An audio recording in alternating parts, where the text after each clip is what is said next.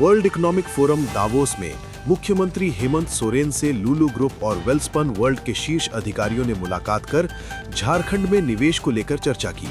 लुलु group ने कृषि उत्पाद, वनोत्पाद और एसएचजी महिलाओं के उत्पादों को ग्लोबल रिटेल नेटवर्क से जोड़ने का प्रस्ताव दिया।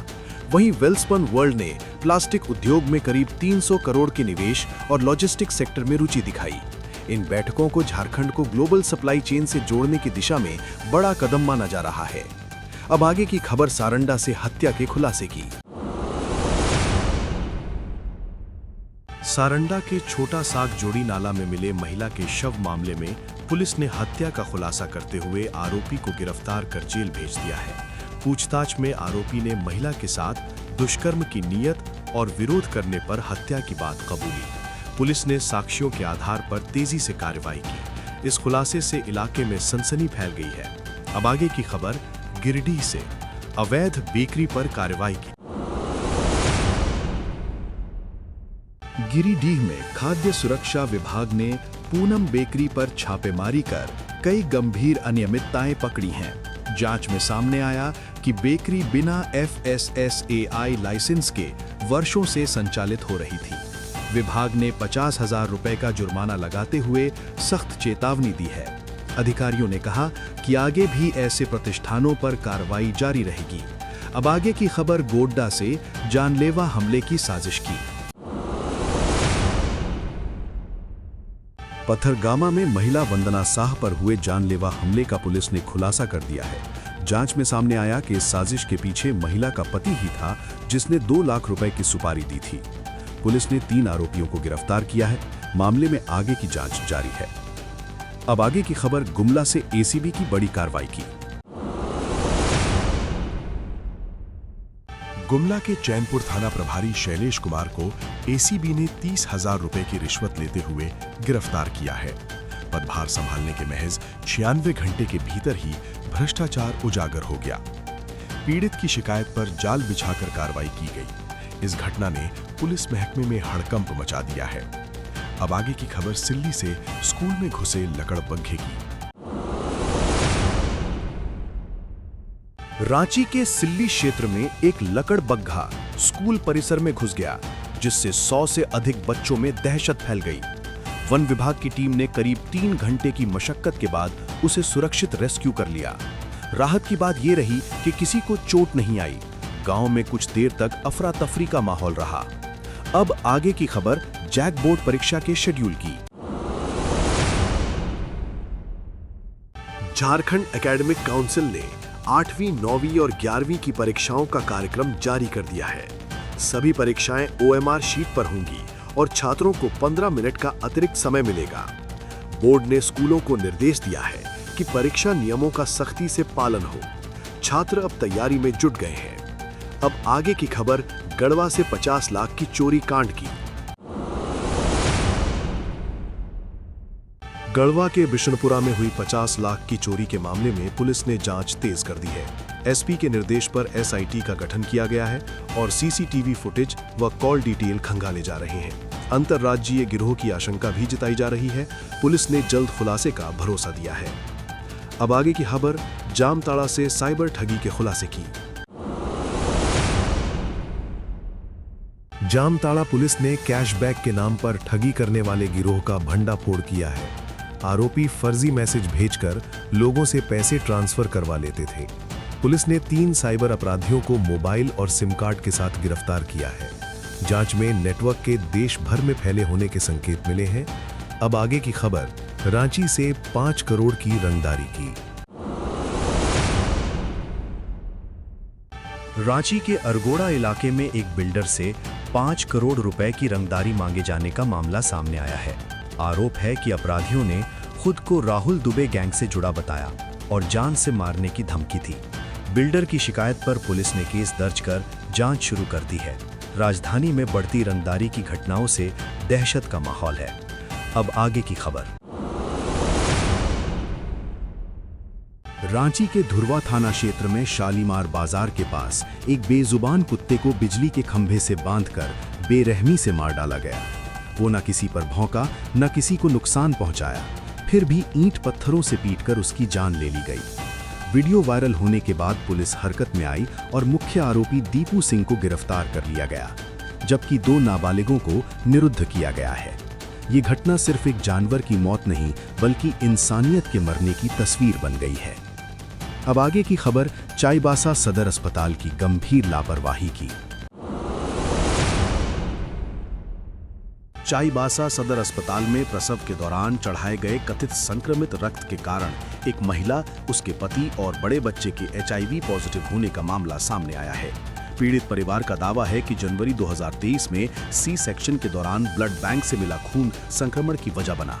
मामला सामने आने के बाद स्वास्थ्य विभाग में हड़कंप मच गया है और स्वास्थ्य सचिव ने जांच के आदेश दिए हैं। विपक्ष ने इसे गंभीर साजिश बताते हुए CBI जांच की मांग की है। अब आगे की खबर पलामू से, करोड़ों के सांप के जहर के मामले की। पलामू से बरामद 1200 ग्राम सांप के जहर को जांच के लिए वाइल्ड लाइफ इंस्टीट्यूट देहरादून भेजा गया है। जांच से ये साफ होगा कि जहर किस प्रजाति का है और उसकी क्षमता क्या है। शुरुआती जांच में इस नेटवर्क का कनेक्शन झारखंड, बिहार, छत्तीसगढ़ से लेकर फ्रांस तक सामने आया है। ये मामला वन्य जीव तस्करी के एक बड़े अंतर्राष्ट्रीय नेटवर्क की ओर इशारा कर रहा है। अब आगे की खबर हजारीबाग से, अफीम की खेती पर बड़ी कार्रवाई की। हजारीबाग के चौपारण थाना क्षेत्र में पुलिस और वन विभाग की संयुक्त टीम ने करीब 70 एकड़ में फैली अफीम की अवैध खेती को नष्ट कर दिया। ड्रोन और तकनीकी निगरानी से इस खेती की पहचान की गई थी। पुलिस ने पाइप और उपकरण बरामद कर लिए हैं और दोषियों की पहचान की जा रही है। अधिकारियों के मुताबिक जल्द ही NDPS एक्ट के तहत सख्त कार्रवाई होगी। अब आगे की खबर रांची से, बच्चा चोरी गैंग के बड़े खुलासे की। रांची पुलिस की जांच में सामने आया कि गुलगुलिया गैंग बच्चों की चोरी, बिक्री और शोषण का संगठित नेटवर्क चला रहा था। अब तक 16 आरोपी गिरफ्तार किए जा चुके हैं और 52 बच्चों को रेस्क्यू किया गया है। कई बच्चों के DNA टेस्ट की तैयारी है, क्योंकि दावेदारों की संख्या लगातार बढ़ रही है। पुलिस का दावा है कि ये नेटवर्क देश के कई राज्यों तक फैला हुआ है। अब आगे की खबर जमशेदपुर के पंचायत इलाकों की बदहाली की। पूर्वी सिंहभूम जिले के पंचायत इलाकों में साफ सफाई की कोई ठोस व्यवस्था नहीं है। बागबेड़ा जैसे क्षेत्रों में सड़कें और नालियां कचरे से भरी पड़ी हैं। स्थानीय जनप्रतिनिधियों का कहना है कि पंचायतों को पर्याप्त फंड नहीं मिलता, जिससे व्यवस्था चरमरा गई है। लोग बदबू और बीमारी के बीच जीने को मजबूर है। अब आगे की खबर कुख्यात गैंगस्टर मयंक सिंह से जुड़े खुलासे की। अजरबैजान से प्रत्यर्पित कुख्यात अपराधी मयंक सिंह अब छत्तीसगढ़ पुलिस की कस्टडी में है। उस पर हत्या, रंगदारी और हथियार तस्करी के 45 से ज्यादा मामले दर्ज हैं।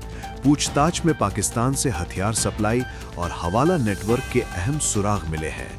कई राज्यों के पुलिस अब उसके नेटवर्क को तोड़ने में जुट गई है।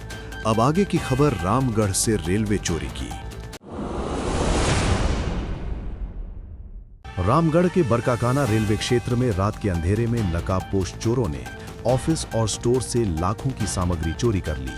बैटरी, केबल और तकनीकी उपकरण ले जाते चोर CCTV में कैद हो गए हैं। रेलवे पुलिस ने मामला दर्ज कर जांच तेज कर दी है।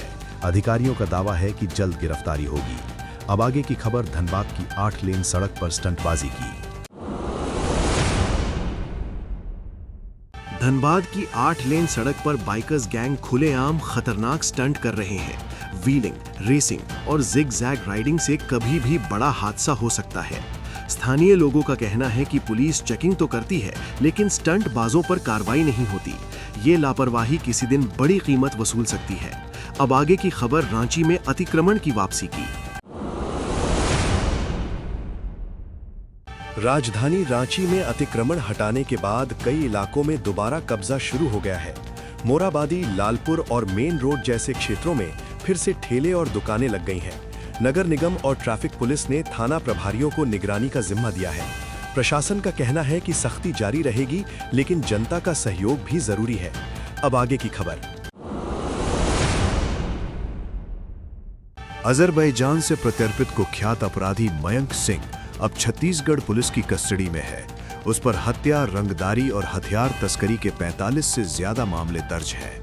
पूछताछ में पाकिस्तान से हथियार सप्लाई और हवाला नेटवर्क के अहम सुराग मिले हैं।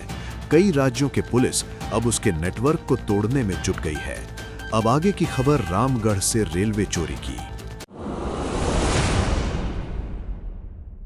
बड़का गांव में अडानी परियोजना को लेकर प्रस्तावित आम सभा से पहले फर्जी रैयत लाने के आरोप में माहौल गर्मा गया और सभा रद्द करनी पड़ी।